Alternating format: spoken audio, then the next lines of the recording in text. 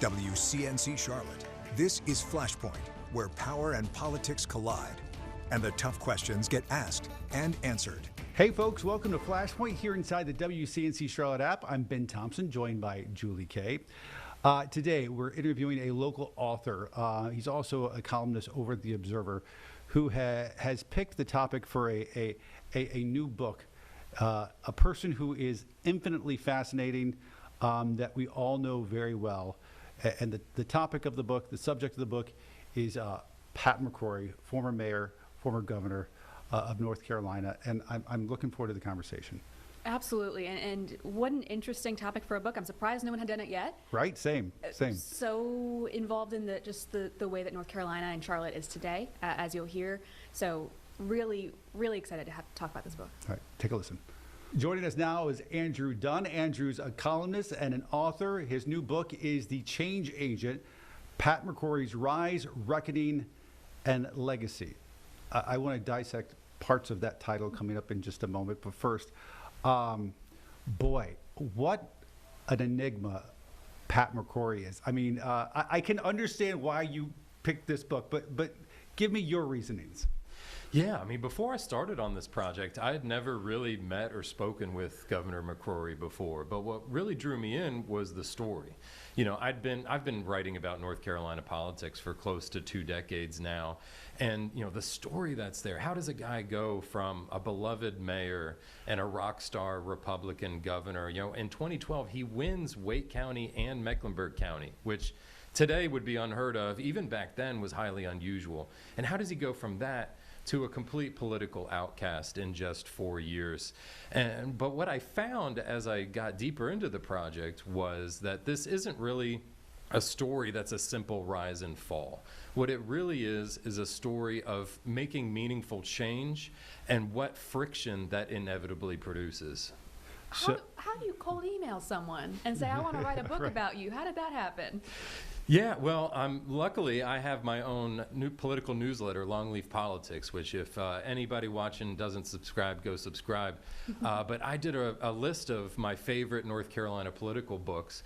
And at the bottom, I just wrote, here's a couple books that I wish existed. And one of them was this book, because I'd been thinking a lot of those things that I was just talking about. And luckily, one of Governor McCrory's oldest friends, John Lasseter, is a Longleaf Politics reader and said, hey, that's a great idea. I'll get you in touch. And we were off to the races after that. There you go. Kudos to John Lasseter for making it happen. All right, let's take this piece by piece. First, I want to talk about the rise. As you mentioned, longest running mayor in Charlotte history, ushered in the light rail, tackled crime. Charlotte's growth really started exploding while he was mayor. I started covering him his last term in office as mayor. But he left office pretty popular. He still had controversial things he said, but he, relatively, when you say a Republican in Charlotte's as a mayor, fairly popular. But as you mentioned, it was a different time then. No? Yeah, it was. I mean, you have to remember, this is 2012. You know, he runs for governor in 2008, narrowly loses. For a lot of people, that's kind of the end of a political career. But after 2008, then we get into the teeth of the Great Recession. And the people of North Carolina were clamoring for, you know, something to be done about the economy. And Mayor McCrory had really built a lot of his political career around growth, around jobs, around pragmatism. And that message, you know, an outsider's message, I'm going to come to Raleigh, clean up the mess, and get North Carolina going on the right track again, was hugely popular. And so then comes the reckoning. What did he understand about exercising power at the government center uptown as mayor that he perhaps did not understand once he got to Raleigh? Yeah, it's a great question. And I think McCrory's style really didn't change much between Charlotte and Raleigh. But what the difference was the audience that was receiving his style. You know, in Charlotte, he was incredibly successful, arguably the most successful mayor at using the soft power that the office holds to advance the things that he was working towards in the city of Charlotte. And he got accustomed to being able to set a vision and have folks fall behind him and get things done. When he gets to Raleigh, so he's elected in 2012, takes office in 2013. You have to remember, Republicans had just taken over the General Assembly 2 years before. They had a head start. They kind of knew where they wanted to go, and they oftentimes resented having another power broker in Raleigh that they needed to deal with. And so, you know, I don't think the two sides were so far apart on where they wanted to go, but it was kind of a culture clash that got McCrory off on the wrong foot. So do you think, because you say a Republican governor or Republican General Assembly, on paper that should work, do you think him being a moderate Republican from a liberal city, do you think he was doomed from the start? Like that this was just not going to work? I wouldn't say he was doomed from the start. I think one of the biggest mistakes that Governor McCrory made when he first got into office was not setting up or maintaining a political apparatus that would last through the larger part of his term. And I think a lot of that was for noble reasons. You know, McCrory felt very strongly that he wanted to separate politics and government. He really wanted to focus on the nuts and bolts of fixing up Raleigh. But what he came to understand was that you're limited in what you can achieve on the government side if you don't have the political muscle behind you to back it up. So I think, you know, if he could go back again, I think he realizes this today, if when I talk to him about it, is if he had made a more concerted effort to build up that political muscle on the front end, he may have been more successful at the beginning of his term.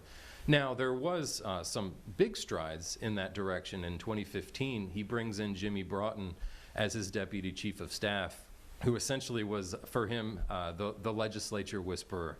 And you started to see a lot more success on the legislative front after that. But of course, a lot of narratives had already been set and a lot of things had already been set in motion. So you argue that, at least maybe from his viewpoint, it was a strategic blunder and perhaps lack of relationships that he had at the time, and not some big policy issue or something like that. No, I don't think so. And you look especially at 2013, the first legislative session with the Governor McCrory. I mean, 95% of the issues they were in complete lockstep on, and worked together to get across. It was really just a handful of smaller issues. You know, the funny thing is that we all have this perception of politics as like so different from regular life, but it's really not. You know, your HOA board has the same dynamics that you have at the General Assembly or even at the White House. It's all just people, and people have personal differences, they have petty differences, and you know, oftentimes that's simply what you were seeing. Does he well, first of all, I'm actually curious, how many hours of interviews did you do with Pat McCrory, and does he point to something in particular as, you know, kind of the fall here? Yeah, so I tried to count up how many hours I spent and quickly lost count. It's at least 300 hours, both with Governor McCrory and with people on you know, a 360 view is what I was trying to get. What I really wanted this book, The Change Agent, if you're just tuning in, go pick it up on Amazon.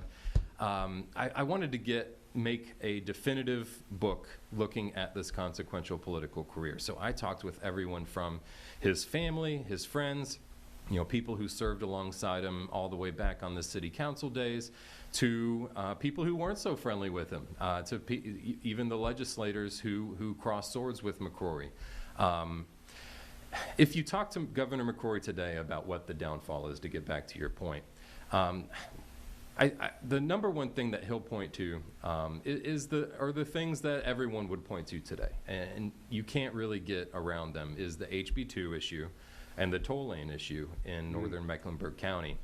And I think both of them, you know, both issues on their own were survivable politically, but when you put them together, it just caused a lot of friction there. But what I think the real issue here had to do both with the Trump dynamics in 2016 and how HB2 created a narrative that went counter to the story that Governor McCrory was selling on the campaign trail. So Trump in 2016, he's going around the state of North Carolina and around the country talking about how, the economy is broken, the country is broken, I alone can fix it. And Governor McCrory is making the pitch about the Carolina comeback. Look how much better things are now than they were 4 years ago. It's hard to make that same pitch on the same ticket because they're very different approaches. It is. And, as I was going back through the footage, they were even on the same stage. In 2016, McCrory and Trump got along just fine. They campaigned together. But, there's this one event in Winston-Salem where, McCrory opens and gives his speech, and Trump then comes on and gives his speech, and they're just saying completely different things. And I think it's hard to understate, or it's hard to overstate what impact that had. Yeah, I remember that now that you say that. You're right. It was a very different message that I assume would be hard to run with. It's funny because you bring up the toll lanes and you bring up HB2, and I do think those are two different issues and how they played out. But I feel like in both cases, the responsibility, some would say blame, ended up falling squarely upon his shoulders. And it felt like at the time, Tim Warfieldberger sort of were able to walk away from both situations. Yeah. And he sort of became the fall guy. Does he feel that way? I don't know if he'd put it in those terms. I certainly see that. And I think a lot of that was self-imposed. Governor McCrory he never really believed in passing the buck or insulating himself politically. And he's always been a remarkably frank, outspoken type of person. And I think he believed that on balance, HB2 was the right thing to do, and he was willing to accept the consequences for that. Perhaps a smarter politician or a craftier politician might have found a better way to nuance that, but that was never McCrory's style. But do you think, specifically, this is not about the toll lanes, but specifically about HB2, my sense from that, and maybe I just don't remember it correctly, was I think some of the skepticism around it was that never seemed like that was Pat McCrory's passion project. That was something that some other political experts had decided was going to be advantageous. Some people would say for the city of Charlotte, some people would say for the General Assembly. And he was sort of put up to be the figurehead of it all. But I think to a lot of people, it seemed always slightly disingenuous that it was his pet cause. Am I wrong? You're not wrong. It was never his pet cause. And there's a whole chapter in the book, The Change Agent, talking about the HB2 debacle in exhaustive detail. But I think, McCrory, it was unavoidable for him to become kind of the centerpiece of this, having been the mayor of Charlotte for so long, now as governor. And, what initially was going to happen was there was going to be just a very limited bill that was just going to kind of fix some of the legal mistakes that were in Charlotte's non-discrimination ordinance. If you ask any lawyer to look at the language of the ordinance that was passed, it was kind of messy. It was more symbolic, trying to send a message. And, there were a lot of concerns from a lot of folks on both sides of the aisle about what impact that would have. So there was initially supposed to be just a limited bill, and Governor McCrory was in support of that. But it morphed into something a lot bigger and a lot broader, and something that had a lot more implications. I think on balance, Governor McCrory, so when the bill comes to Governor McCrory, he doesn't really have a ton of great options. He can, and everybody I talked to for this book has their own opinion on what he should have done in that situation. But, McCrory really was faced with a no-win situation, and he took the option that he felt was best and was willing to stand by it, and it just didn't work out for him. And I think it was just last week, maybe the week before, he was still tweeting about the bathroom bill. It was a response to something else that happened. Do you feel like that still sticks in him? I think so, and I think anybody in a position of leadership, both in sports or in politics, losses stick with you. Losses are hard, and it's been 10 years, but in the grand scheme of things, 10 years is not that long a time. And I think in a lot of ways, Governor McCrory was a victim of timing.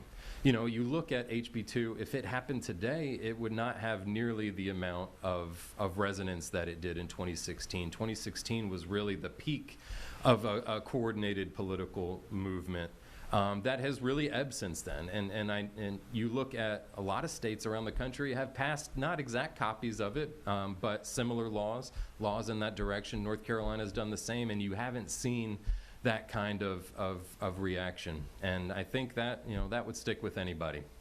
You mentioned too that combined with the toll lanes is kind of what led to this.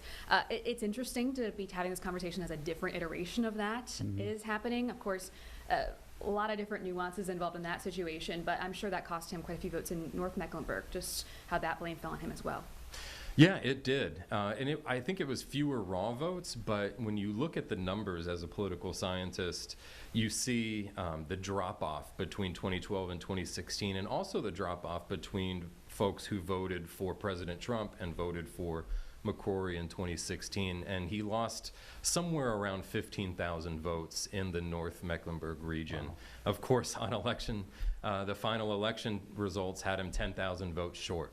So it's pretty easy to draw a line, 15,000 vote underperformance, 10,000 vote loss, and really point to that. Perhaps Josh Stein is looking at that, and that's part of the reasons he has stayed out of the I-77, the recent reincarnation of it, the southern lanes. Anyone who can stay out of it, I recommend. Yeah. Yes. He probably learned something, whether he wants to admit it or not. Going back to the time you spent with him on this book, what did you learn about who he is privately that you think perhaps challenged the public view of who he is? Yeah, I mean, I think a lot of folks who don't know him, there's kind of two misconceptions that are out there. On the left, you have this misconception that McCrory was a very moderate, pragmatic mayor who went to Raleigh and turned into some right-wing radical. And that's clearly not the case. And then on the right, you kind of have this misconception that he was ineffective, ill-prepared for Raleigh and got run over by the legislature. And that's not really true either. Over the course of this book, I personally came to like Governor McCrory, and I think most people who actually meet him in person have that same sort of reaction. I think he's got a good heart, and his heart's in the right place for public service. But what I think is more meaningful is that because of the way that his career ended, McCrory's been really easy to dismiss or write off or forget about. But over the course of this book, what I really learned is just how integral Mayor McCrory and Governor McCrory were to the growth of both our city of Charlotte and the state of North Carolina. Huge. Well, and the other, third part of this is that he's, I don't know if you can say persona non grata, but kind of, with Trump 2.0. He doesn't really fit in with that crowd now either. He's sort of a man without a political home right now, no? To some extent, and I think one of the big things that I hope comes out of this book, and I'll do this again, The Change Agent, available on Amazon. I hope that this gives future political leaders the courage to be willing to take risks for meaningful change, knowing that there's going to be backlash, knowing that there's going to be friction, but to do the right thing. There's a great scene in this book. It's early on in Mayor McCrory's tenure, where he's starting to get involved in transit.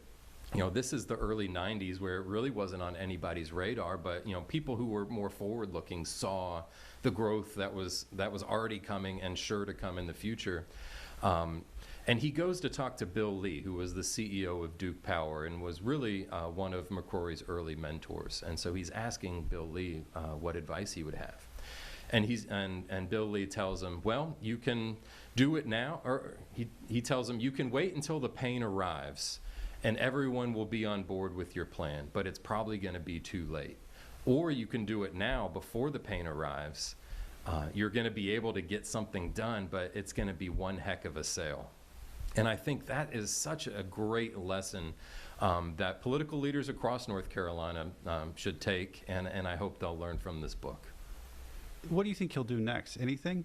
By political terms, he's still relatively young, especially if he was to say in the U.S. Senate. But do you think there's anything next for him? I think you would be hard-pressed to pull McCrory away from public service in some he's always going to be watching and involved. I don't think he'll run again for office. That would be a huge shock to me. But what I do think what he would like to do is to help the next generation of political leaders in North Carolina. And to that point, the last part of your title, the change agent, Pat McCrory's Rise, Reckoning, and Legacy. What do you think his legacy is? Yeah, well, I think you have to start, when you're thinking about legacy, you have to look at what's left behind. And I think, and what outlasts your tenure.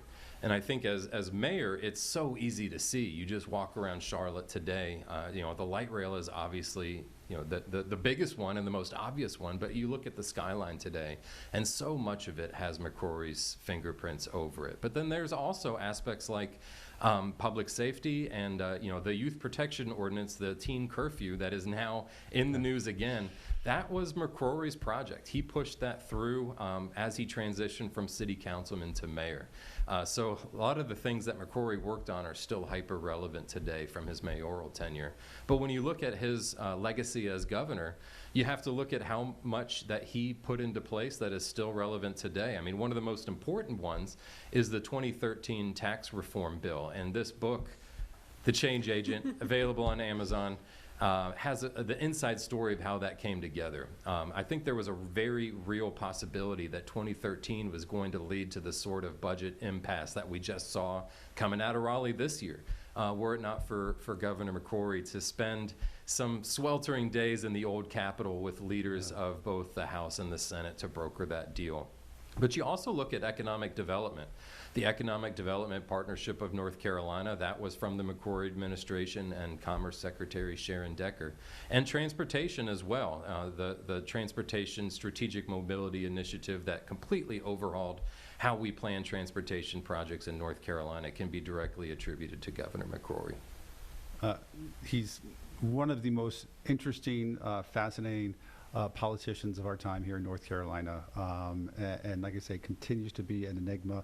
I think hopefully your book gives us a slightly better glance. Your book? Yeah. I'm sorry, I didn't catch the name. You want to do it one more time? Oh, there you go. I'll do it one more time, just for you. The Change Agent, Pat McCrory's Rise, Reckoning, and Legacy. Go get it on Amazon by Andrew Dunn. There you go. Hey, we appreciate it. Support local authors, right? That's right. All right, Andrew, thanks for coming on. We appreciate it. Thank you. All right, more Flashpoint after this.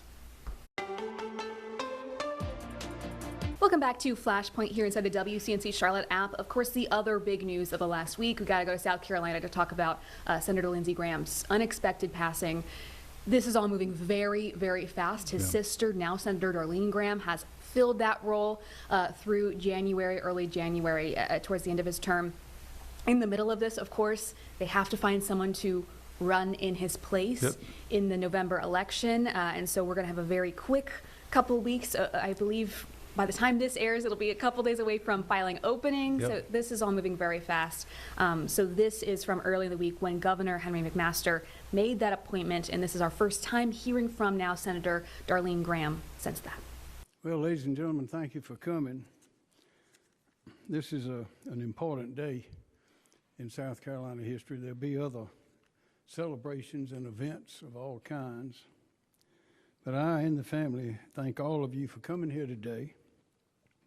We meet in sadness over the loss of one of South Carolina's greatest sons. Here we also gather together to celebrate what this self-described poor boy from a small town, rural town in South Carolina accomplished through grit, determination, and character for his state, for his country, and for his world. Lindsey Graham recognized the greatness of America and her obligations to a dangerous world. Lindsey Graham recognized the seriousness of his work, but also the value of humor and a lighthearted spirit. Lindsey Graham understood the hopes, dreams, and needs of his state and delivered for his state every time. Presidents, paupers, famous or forgotten, he treated us all the same. We have seen him attack evil and injustice and embrace friendship and the common good with equal fervor and strength. Yes, we are going to miss Lindsey, but we will always remember his quickness, his laugh, and what he has done for us and the world. As he described himself, this poor boy from a little town in South Carolina. Today, under the law, it's my duty and honor to name someone to serve in the place of this irresistible man, this irreplaceable man, this extraordinary man for the remainder of his term. Lindsey took care of his little sister in years long departed. It's my honor to ask his little sister, Darlene Graham, to finish his work for him now. And by the way, Darlene, I don't know if I told you, but after we spoke on the phone in the wee hours of Sunday morning, and you agreed to serve through tears, earlier, I had wondered what you would say, and I was humbled by your quickness to see the duty that you had to serve. And I called the president afterwards, and he thought it was a great idea, and I'm sure that everyone here does as well. Darlene, little sister, come forward, please.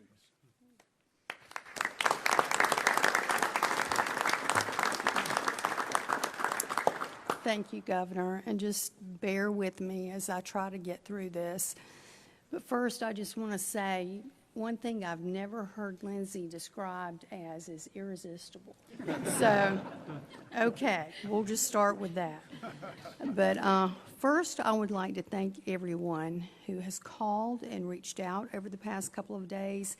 I can't tell you how much it's meant to me and our family.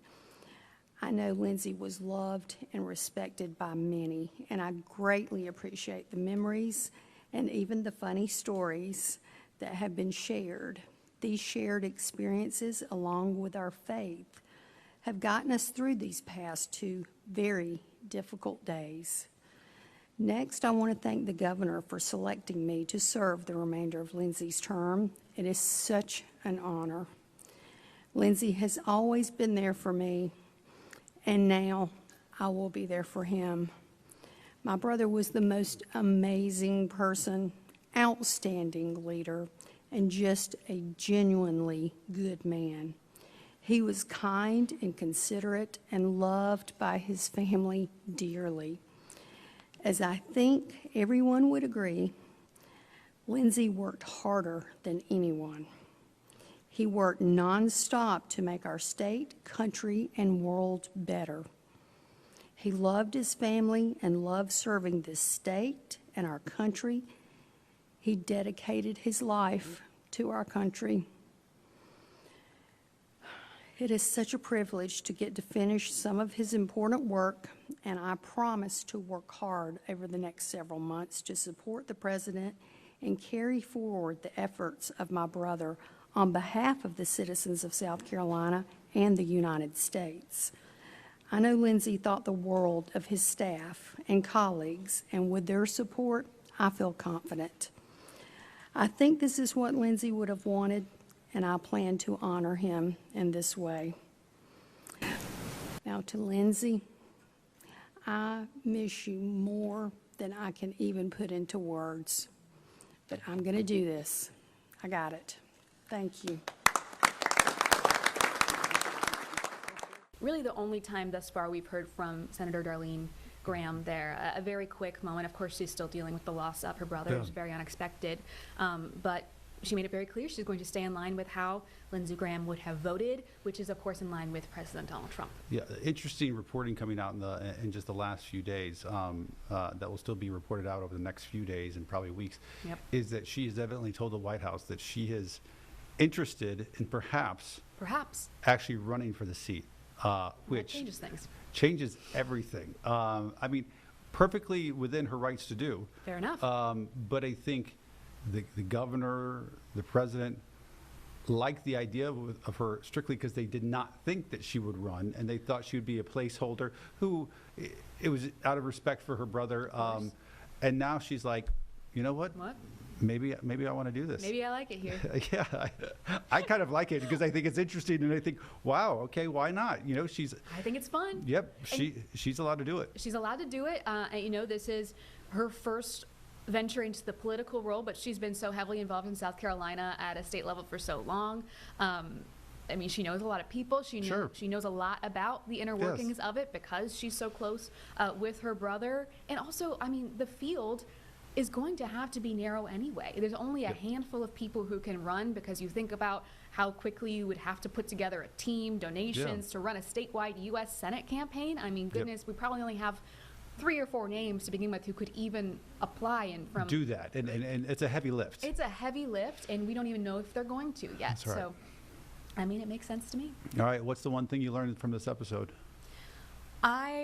Well, first of all, I'm so fascinated just by the process of the fact that he didn't have a relationship with Governor McCrory before and went straight into writing a book about him, 300 hours of interviews. I love that. I think that's fascinating. I think it was really interesting to hear about Governor McCrory's perspective on his legacy, especially as these are conversations that we are still having every week on Flashpoint, every week at City Council. And so as much as, you know, things have changed, both parties have changed drastically, we're still having the same conversations about toll lanes, about, I mean, growth in Charlotte. So things have changed, but have they? Yeah. As I shared with him off air and with you, I you know, my original sort of experience with Mayor McCrory was you'd reach out to him, he'd have you over to his front porch, and you'd meet his dog at the time, Mo, I think it was, and you'd sit there and just sort of chat with him, you know, get his take on something, and then you'd be on your way. And it was so sort of wholesome. But, you know, a run for a governor's seat in a purple state changes a dynamic between a politician and the member of a press and a person themselves. And, you know, Lord knows his time was fraught with some controversial issues, and it changes things. But it's part of what makes him one of the more interesting, fascinating politicians of our time. I had the same experience with him too. I mean, even I've been here about 2 years now, and I was terrified to interview a former governor, former mayor. I was like, oh, this is a big, I got to really be serious. I was talking to him about right count, his work to reach out to conservatives and ensure that people felt comfortable in our election security, which even so is a bold stance to take. And I texted him this very long, formal text, and he was the most casual, friendly guy. He is. And the other thing I would say I would learn that will probably stay with me for life is Andrew's point.